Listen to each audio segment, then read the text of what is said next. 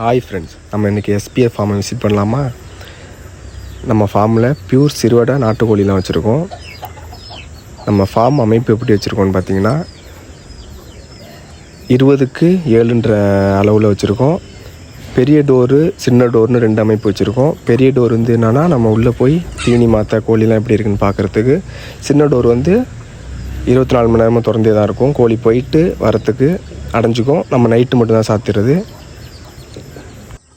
நம்ம ஃபார்மில் நம்ம கோழிக்கெல்லாம் எப்படி தீனி போடுறதுன்னு பார்க்கலாம்.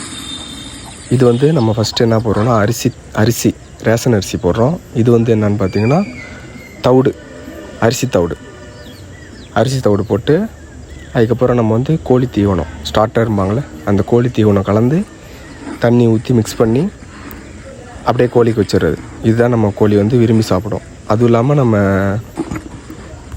இல்லாமல் நம்ம கோழிக்கு ஸ்டார்டர் ரெகுலராக வைக்கக்கூடாது. ஸ்டார்டர் ரெகுலராக வச்சோன்னா கொழுப்படைக்கும். அதனால் வாரத்துக்கு ஒன் டைம், வாரத்துக்கு 2 டைம் அந்தமாரி வைக்கலாம். அந்தமாரி வச்சோன்னா கோழிங்களுக்கு முட்டையும் கரெக்டாக விடும், நம்ம கோழி வெயிட்டும் கெயின் ஆகும்.